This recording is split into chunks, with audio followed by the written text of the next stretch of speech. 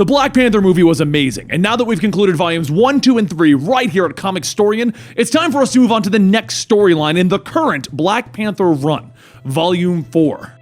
I'm gonna warn you guys right now, it's well known that I have problems pronouncing many things, and the Wakandan names, that kind of falls in there with everything from Thor and My Hero Academia, and pretty much anything going on with Wonder Woman. I just can't pronounce it properly, so I apologize in advance. I'm gonna try. Now, in our last video, we witnessed as Tetu and Zenzai led a revolution to the steps of Wakandan's Golden City. With the help of his sister Shuri and the Wakandan kings of old, T'Challa managed to push back the forces and capture Tetu, but he was unable to capture Zenzai with him. Now, Wakanda works towards a new era, one that has no one king ruling the nation, but one where its people all have an equal voice. After a night on the town in New York, T'Challa washes up, and a voice tells him that he seems distracted tonight. Is she boring him already? T'Challa tells the woman that it's not that at all. If anything, it's because he's too enchanted by her. However, there is a question that he would like to ask, and that is she really a goddess? The mutant Storm, going by her name Aurora, and Wakandan's ex-queen steps out telling him that she has had her fair share of believers. As T'Challa sits on the bed, Aurora sits next to him, stating that she would like him to speak what is on his mind. T'Challa then begins to explain that Wakanda believed the new gods,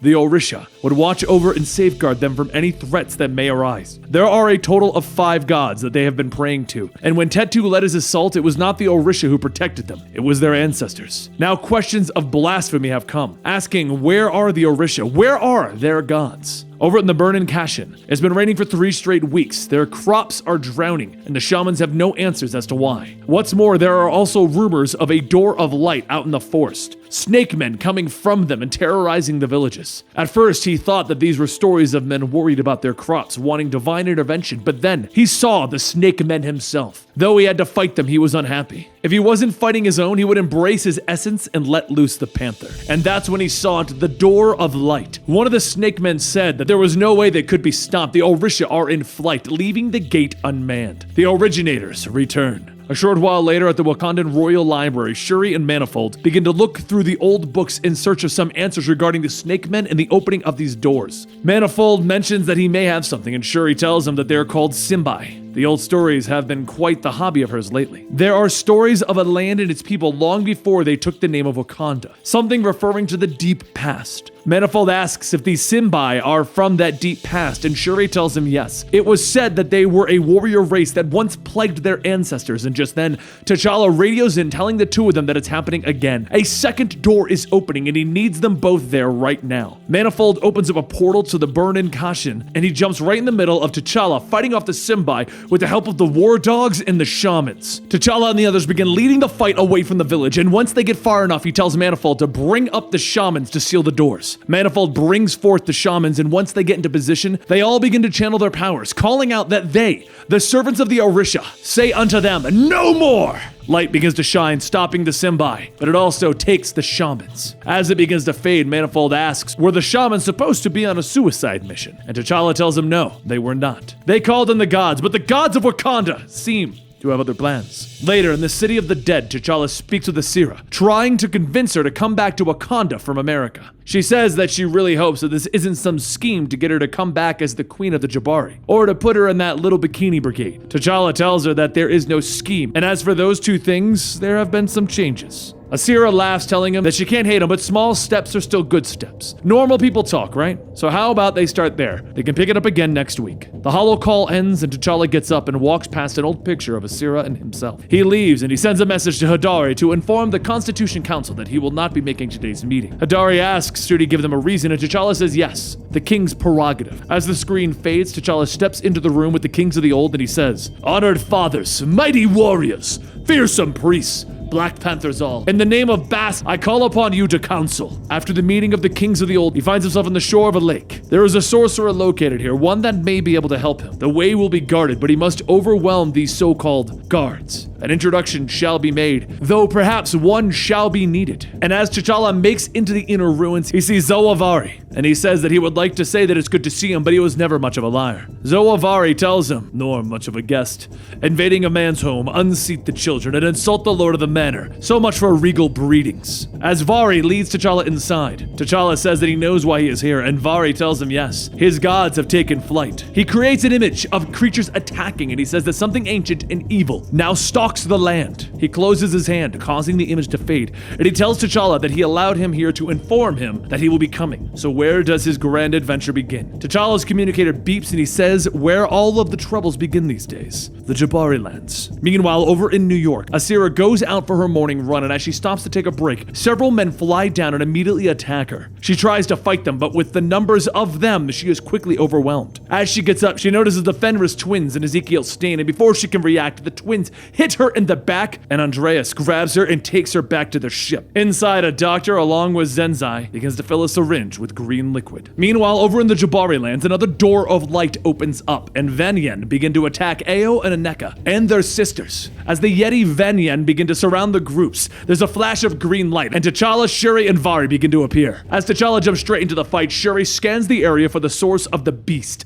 and quickly finds the doorway. To help fend off against them, she begins to summon the warriors of the past, strengthening their numbers. The reanimated warriors and T'Challa begin to hold the Vanyan back, and Vari begins to prepare himself to attempt to close the door. He holds out his right hand, calling out that this is the right hand of Nomo, by which everything lives. And then he holds out his left, stating that this is the left hand of Amma, by which everything dies. It is with the union of their lost found gods that they shall see that the balance is restored. And Vari holds his hands together as a bright light shines from the door, and the Vanyan begin to disappear. The light stuns everyone, and as they get back up, Aneka calls out to T'Challa to come quick. Something happened to Vari. T'Challa rushes over, and Vari begins to speak, stating that they cannot save them. The gate is unmanned. The originators. The gods are dead. The originators return. Later, as T'Challa and Shuri meet with Hadari to explain the situation, Shuri says that now they are seeing these doors appearing all across their land. Hadari asks, didn't Vari close one? Why not use that again? And Shuri goes on stating that Vari has yet to regain consciousness.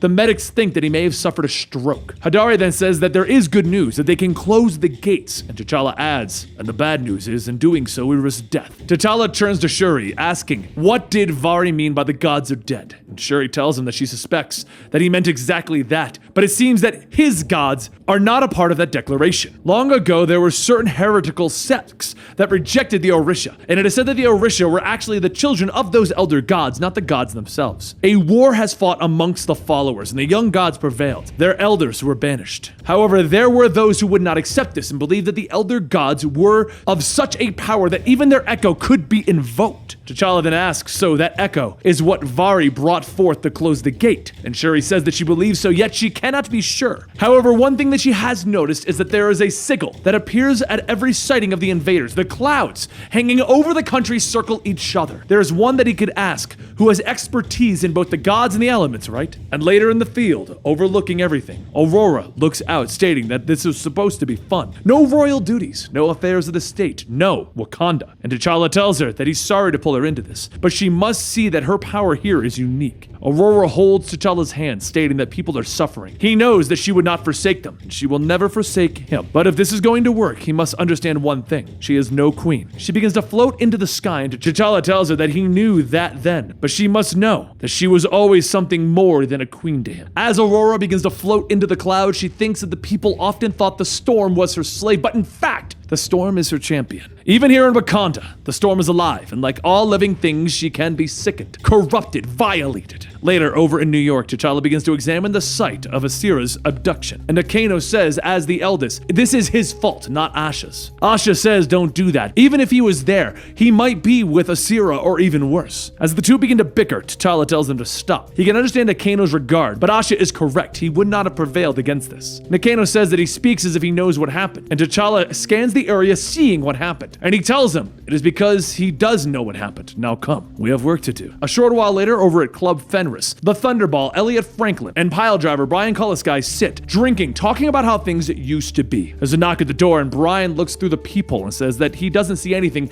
and he reaches for the doorknob. Elliot jumps from his chair, telling him to wait, but the door flies open as Asha releases a blinding flash. The next three charge in, taking out the various villains, and just then Akaino is hit in the back. As Andrea and Andreas stand there with their arms out, Andrea says that she believes that this is their cue. The two hold out their hands and they begin to charge up another blast, and as it fires, it hits T'Challa in the chest. It's reflected and shot back, and the twins are separated to avoid the hit. From up in the second floor, soldiers appear firing down on T'Challa to stun him, but Andrea says that the suit absorbs and reflects energy, and Andreas asks how about they put it to the test. There's a sudden boom as T'Challa overcharges his suit, blasting everyone to the floor, and Andreas gets up laughing, stating, "So much for that suit, now what?" As Andreas watches, T'Challa vanishes with Asha's help, and then reappears holding a claw to Andreas' head, stating that they have two options here. He can either tell his guards to settle down, or he deploys his energy dagger and they get to see exactly what's on his mind. Andreas says that perhaps this is a good time for Dedente. Once everyone is rounded up, T'Challa tells the twins that he's looking for a girl. Andreas snaps, stating that they don't know anything about a girl, and Andreas adds even if they did, they wouldn't tell him. T'Challa notices Elliot being quiet and tells the war dogs to take them away, all except for Thunderball. T'Challa then sits down next to Elliot, stating that it is an honor to meet him, Dr. Franklin. I have read about your studies as a student. It was quite impressive. Elliot asks if he knows him, and T'Challa goes on stating, of course, your work on gamma radiation was pioneering, but it must be brief. Time is of the essence. And Elliot sighs, stating, the girl. T'Challa then tells him that there is still time to recover his name. All he needs to do is talk to them. But back over in Wakanda,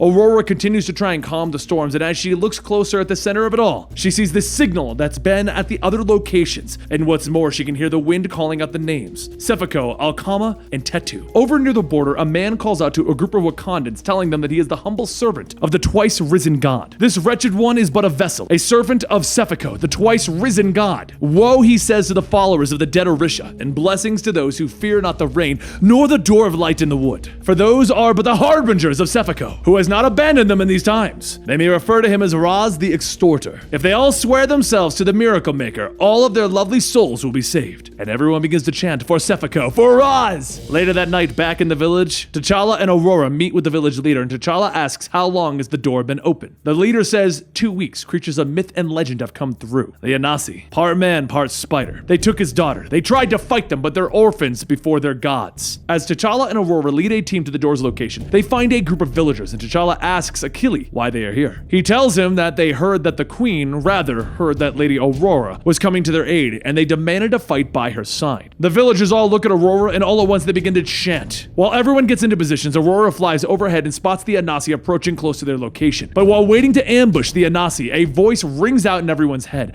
and the voice says that they have carried upon their land too long. The gate is unmanned. With everyone caught off guard, the Anasi begin to attack everyone, spraying them up into webs, and a voice returns louder than before, telling them that the originators have returned. T'Challa manages to activate his psionic Aegis, and then he calls upon his spear, throwing it at one of the Anasi. He tells everyone to activate their psionic defenses, and once everyone is ready, they will charge into the fight. T'Challa radios to Aurora, and she begins to fall out of the sky before she can catch herself. She was trained by the most powerful telepath in the world, Professor Xavier. That will not happen again. Aurora rockets down to the ground, calling on the lightning to strike down the Anasi. And while everyone is engaged, T'Challa begins searching for the leader's lost daughter, and he finds several web sacks hanging from a tree. He begins cutting the people out, and he calls to Achille for a status report, and he says that the Anasi are retreating to the door, should they follow. T'Challa begins setting the people down, stating no, they have wounded here. And as everyone begins to bring the captured home, Aurora notices everyone kneeling before her. She looks at the people and then floats up into the sky as the light begins to shine around her. As she gets higher, the light becomes more and more bright, and in a flash, the dark clouds disappear. The sun shines upon the people, and she yells, Hail Alkama! Hail Wakanda! Hail Damisia Sakare! And then too, the people chant with her. Over in the village, Shuri touches down to investigate another door sighting, but finds nothing but bones scattered throughout the streets. As T'Challa and the others make their way to Shuri's location, Ao and Aneka report back that there is a fortress inside, where Asira is being held. T'Challa asks so they plan on just strolling through the gate and requesting a visit, and Aneka tells him that they have acquired other means, and T'Challa says that he supposes that means image inducers. Aneka then says that they will speak again soon, and hopefully bear good tidings. As the transmission ends, T'Challa heads outside to see Shuri, and then they look over, and T'Challa scans the surrounding area, finding the location of the next gate out in the fields. Over there, two-headed men hold the surviving villagers in cages, and then the men begin to notice birds flying their way. The birds begin to attack them, and T'Challa quickly runs in to begin breaking the villagers free. As the men charge T'Challa, he flies over them and snaps both their necks, stating that he believes that their distraction has run its course. Shuri changes back into her original form to help with the fighting, and as T'Challa throws his energy daggers, he notices the men have become distorted. T'Challa then calls out to Shuri that something is wrong here. They need to get to the door now. now. And she takes his hand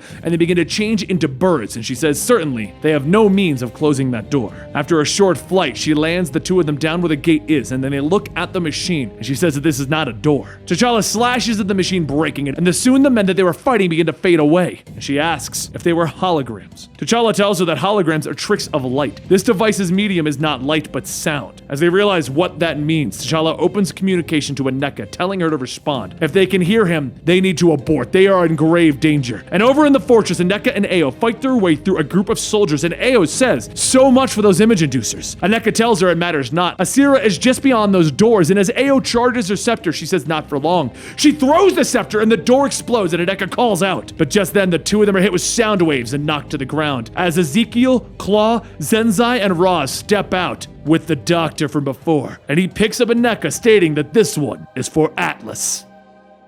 And there you have it. That leads us off at Volume 4 of Black Panther. Now, we've caught up to the current run, so I need you to let me know if you want more Black Panther. Give this video a like, share it with your friends, leave me comments down below, because once Volume 5 wraps up, we'll be doing it based upon the reaction we get from you guys.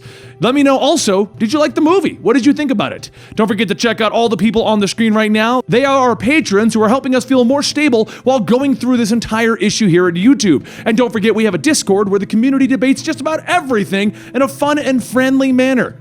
See you next time right here at Comicstorian.